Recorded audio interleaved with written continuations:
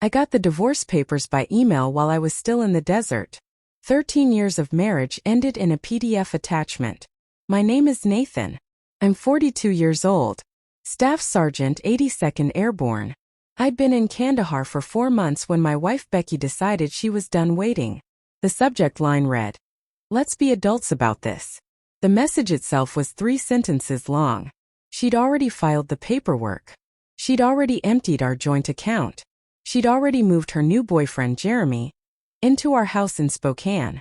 I read the email twice, closed my laptop, took a shower in the communal stall, got dressed for my shift, said nothing to anyone. That night, back at my bunk, I replied with one word. Understood. No argument. No begging. No threats. Wilson, my bunkmate, noticed something was off. "You good, man?" he asked, not looking up from his book. "Yeah," I said. "Just some stuff back home." He nodded. That was the end of it. Military guys know when to leave things alone. The truth is, I wasn't surprised. 6 months before deployment, things had changed. Small things at first. Becky stopped asking about my day. Started working late at the dental office where she answered phones. Joined a gym but never seemed to break a sweat. New clothes. New friends I never met. New passwords on her phone. I didn't confront her. Didn't check her messages. Didn't follow her around. That's not who I am. But I wasn't blind either. So I made quiet moves. Precautions. I secured important documents in a storage unit across town. Birth certificate, marriage license, house deed. The mortgage was in my name only thanks to the VA loan. I moved my grandfather's watch and my mom's silver there too. Things that mattered. I opened a separate bank account and diverted part of my pay. Not enough to raise alarms. Just enough to make sure I wouldn't start from zero if things went south. The night before deployment, she hugged me at the airport. "Stay safe, okay?" Her eyes were dry, like she was saying goodbye to a coworker, not a husband heading to war. I should have known then. 2 weeks after the divorce email, I was in the mess hall when my phone buzzed. Bank notification. Withdrawal. $88,500. Almost everything that was left. I opened the app.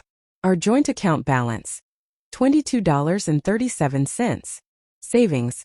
$47,000 gone. Murphy glanced over. Bad news. I locked my phone. Nah. Just account stuff. That night, I called the bank from the base phone center. Becky had been moving money for weeks. Small amounts at first. Bigger ones after I deployed.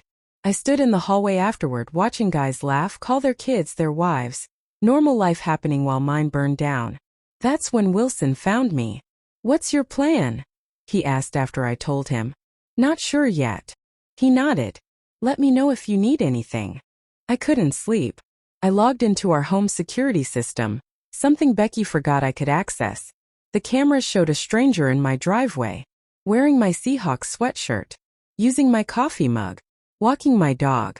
Becky was laughing in the kitchen. I'd renovated myself. Something shifted inside me. Not anger. Something colder. Clearer. I made a list. Call James, Army buddy turned lawyer. Check Virginia loan terms. Contact my master sergeant about emergency leave. Review refinance documents Becky casually mentioned months earlier. Lock down my pension accounts. This wasn't emotional anymore. It was a mission. 2 months later, I was back on American soil.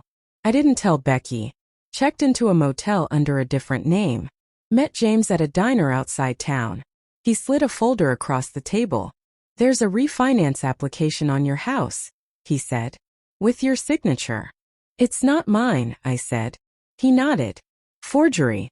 They pulled $330,000 in equity. Your wife listed her boyfriend as co-applicant. Jeremy Ryan. 2 DUIs. Fraud charge in 2019. Busy woman." I went to the bank. Showed my ID. Showed real signatures. The loan officer went pale. "I'll report this immediately." "I already filed a police report," I said. That night Becky texted. "Who have you been talking to?"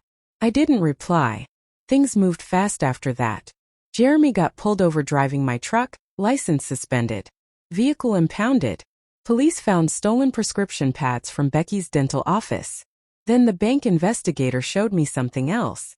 Money transfers. $14,600 already gone.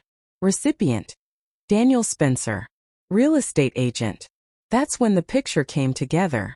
Jeremy and Spencer were running a scheme, targeting military families during deployments. Forced sales. Cash buyers. Below market deals. The FBI was already watching them. I was the missing piece. The day they came to photograph my house, Becky thought she was meeting me at the park. She wasn't. Jeremy and Spencer walked into my living room instead. They didn't know about the cameras. I forwarded the live feed to the FBI. 30 minutes later, the house was surrounded. Handcuffs. Evidence boxes.